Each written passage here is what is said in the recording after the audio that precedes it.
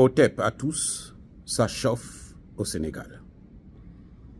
Le procès Ousmane Sonko qui devrait avoir lieu aujourd'hui a été reporté pour le 30 mars prochain. Pourquoi les juges ont peur de rendre justice?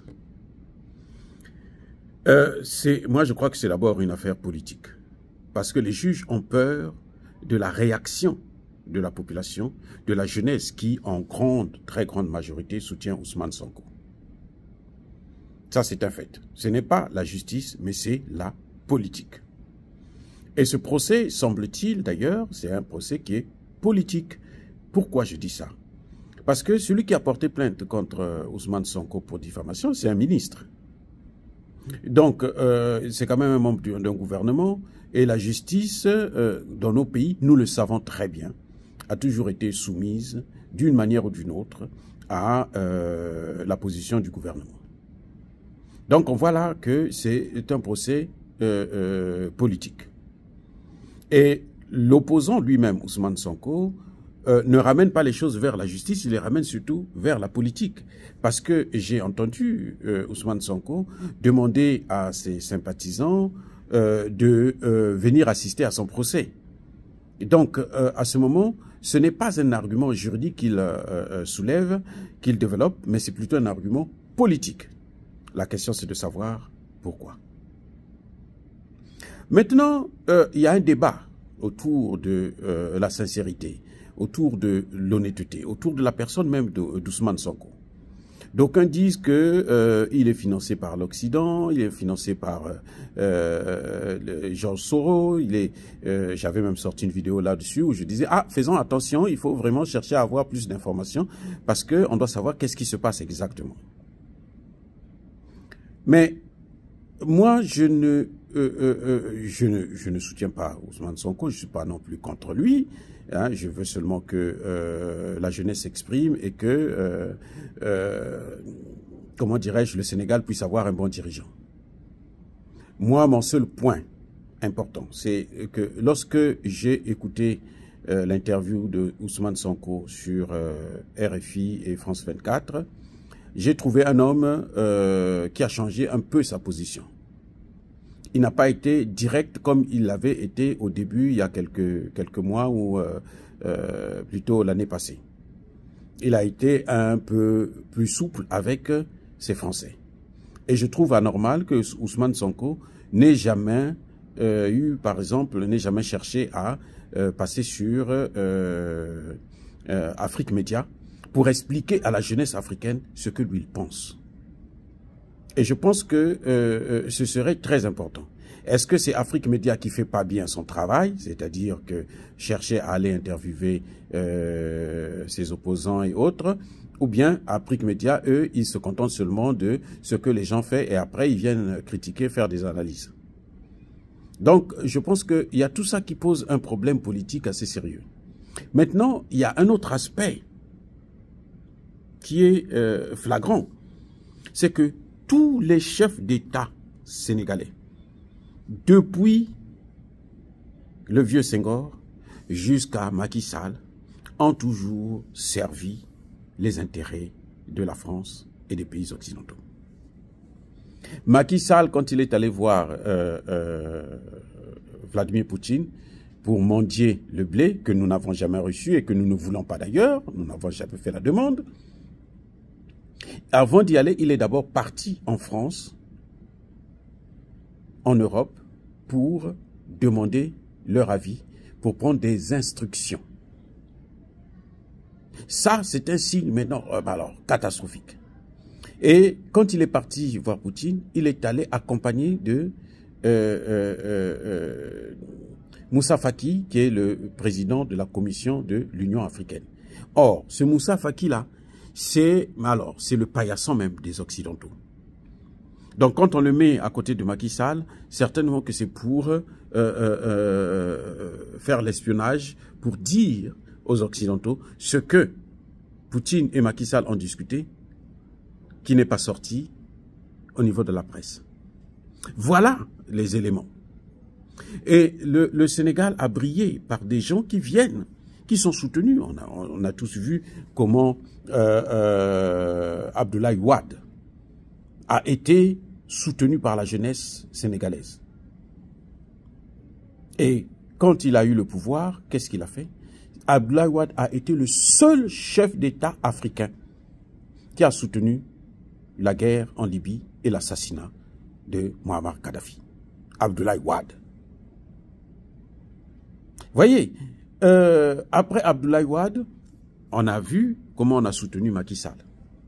Et Macky Sall, aujourd'hui, est en train de montrer que lui n'est pas le président des Sénégalais. Il est le président des Occidentaux au Sénégal. Donc, un cheval de Troie que les Occidentaux utilisent pour protéger leurs intérêts au Sénégal et en Afrique. On a vu sa position concernant les sanctions contre le Mali. Malgré le fait que ça pénalisait le Sénégal aussi. Mais il a préféré les prendre puisque c'était à la demande, il fallait se soumettre à ses maîtres. Et quant à Senghor, si aujourd'hui nous nous battons pour avoir, comment dirais-je, cette souveraineté, c'est à cause de qui? C'est à cause de Senghor et Houphouët-Boigny. Ce sont les deux là qui ont empêché à ce que les pays africains puissent obtenir leur souveraineté dans les années 60. Quand De Gaulle est allé en Guinée, mais le président guinéen de l'époque, Sékou Touré, avait jeté un pavé dans la mare. Il avait haussé la barre très haute. Qui est venu calmer le jeu? Qui est venu essuyer les larmes du général de Gaulle? C'est bien Senghor. Donc, on est habitué avec ces gens, ces Sénégalais, ces dirigeants sénégalais, qui viennent soutenus par la population, et quand ils arrivent au pouvoir, ils font autre chose. Et nous, on est obligés de reprendre encore l'éternel recommencement. Vous voyez, Macky Sall, après 2 mandats, c'est maintenant que les gens maintenant ne veulent plus de lui. C'est maintenant que les gens se disent que non, il n'est pas bon. Entre-temps, il a déjà bradé le pays. Il a bradé des grands contrats. Vous voyez, et c'est ça le problème avec Ousmane Sonko. 1. Ousmane Sonko doit se défendre sur le plan juridique. Il faut que sur le plan juridique, qu'il prouve que le procès, par exemple, en diffamation, c'est un faux procès. Qu'il n'avait pas fait ses déclarations et que qu'il soit blanchi par la justice. Ça, c'est la première des choses. Mais quand il dit que je m'en fiche des institutions de Macky Sall, ce ne sont pas les institutions de Macky Sall, ce sont les institutions sénégalaises. Macky Sall les utilise, les manipule parce que Macky Sall est au pouvoir. Et lui aussi, quand il sera au pouvoir, il fera la même chose. Ça, c'est un. D'abord, qu'il se défende sur le plan juridique, qu'il prouve qu'il est innocent. Ça, c'est un. La deuxième des choses, c'est que Ousmane Sonko doit nous donner plus de garanties. Je suis désolé. On a vu les mêmes causes produisent les mêmes effets. On a vu ça avec Abdoulaye Wade. Comment les Sénégalais se sont battus. C'est après que les Sénégalais ont commencé à comprendre. C'est pour ça qu'ils ont empêché le fils de Abdoulaye Wade remplacer son père. Mais entre-temps, ils avaient déjà placé Abdoulaye Wade. Et je vous ai dit que c'est lui qui est à l'origine, le président africain qui a soutenu la guerre en Libye. C'est à cause de cette guerre-là que vous voyez tout le Sahel est dans le feu, le golfe de Guinée est en danger. Donc la responsabilité de Abdoulaye Wade, elle est grande. Le Sénégal, pour nous, c'est un pays pilote, c'est un pays pivot. Hein? C'est-à-dire que si le Sénégal tombe, mais beaucoup de pays africains vont avoir des problèmes. Donc il faut que la jeunesse sénégalaise puisse avoir plus de garanties de la part d'Ousmane Sonko, qui ne va pas les trahir.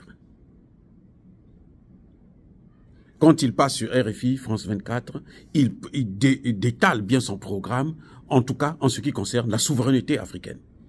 Il a parlé une fois de la monnaie, et après, on a vu que sa position était un peu plus souple dans la dernière déclaration qu'il a faite. Or, les Africains ont besoin que tout le temps, vous leur rappelez, au moins. Donc, là encore, je crois qu'il faudrait que ces conseillers puissent travailler avec lui pour donner plus de garanties à la jeunesse. Eh oui, Si ces procès en fait que les repousser autres, c'est parce que on veut voir aussi quelle sera la réaction de la jeunesse, quelle sera la réaction du peuple sénégalais. C'est ce que Macky Sall est en train de faire là. Il essaie de pousser un peu le bouchon plus loin pour voir si il va tomber ou bien si il sera pas soutenu. S'il est soutenu, ben c'est sûr qu'il va se replier et laisser Ousmane Sonko passer. Maintenant, le grand problème, c'est à lui. Parce que nous savons que la jeunesse est derrière lui. Mais il faut qu'il donne plus de garanties. Ça ne sert à rien de soutenir une personne aujourd'hui qui va vous trahir demain et vous reprenez le même combat à zéro avec tout le lot de morts et de blessés que ça concerne, tout le lot de chômeurs, des gens qui perdent leur emploi et leur situation. Et quand les Occidentaux font face à de telles crises, ils augmentent les moyens de protéger leurs intérêts. Et le combat deviendra aussi de plus en plus dur. Voilà ce que je pense en concernant cette affaire d'Ousmane Sonko. C'est à Ousmane Sonko de prendre ses responsabilités.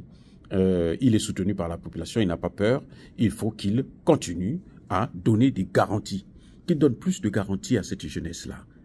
Parce que les chefs d'État africains, notamment du Sénégal, ont tous, c'est d'ailleurs pour ça qu'ils finissent toujours en France, tous, ils vont finir terminer leur jour en France. Senghor, Abdou Diouf, Abdoulaye Wade, bon, Macky Sall, certainement aussi. C'est à Ousmane Sonko de voir toutes ces choses-là, d'expliquer aux Sénégalais. Il n'a pas besoin d'attendre d'être élu pour pouvoir mettre en place une politique. Il faut qu'il nous dise déjà. C'est ça, c'est pour ça qu'il y a certains panafricanistes qui se disent « Ah, il faut faire attention ». C'est pas parce qu'un homme est populaire que forcément il est la bonne personne. On a soutenu des grandes personnes, hein, on les connaît, mais on a vu que leur discours, après, il change. Les Patrice Lumumba ont eu le même discours jusqu'à la fin. Laurent Désiré Kabila a eu le même discours jusqu'à la fin. Thomas Sankara a eu le même discours jusqu'à la fin. Et c'est à cause de ce discours-là qu'on le suit. Donc tu n'as pas le droit de changer ce discours. Quand tu le changes, tu deviens un traître. Dire cela, c'est inciter à la haine ou à la violence, non. Yaba colère ve, Yamalem. La prudence nous oblige. Parce qu'on a déjà échoué au Sénégal à plusieurs reprises. Et il ne faut pas qu'on échoue encore cette fois-ci. Si on échoue cette fois-ci, je vous garantis, les Américains vont mettre une base militaire au Sénégal. C'est ce qu'ils sont en train de chercher actuellement. Donc, celui qui doit être là, il faudrait qu'il nous dise déjà ce qu'il fera de la base militaire française. Il faudrait qu'il nous dise déjà qu'il ne va pas accepter une base militaire américaine sur le sol sénégalais. Il faudrait qu'il nous explique quel est l'avenir du franc CFA en Afrique de l'Ouest. Est-ce que ça va être l'écho Macron-Ouattara ou ça va être l'écho des pays de l'Afrique de l'Ouest? Donc, il y a tous ces éléments-là qu'il faut que Ousmane Sonko nous donne des garanties réelles. Il faut qu'il parle haut et fort.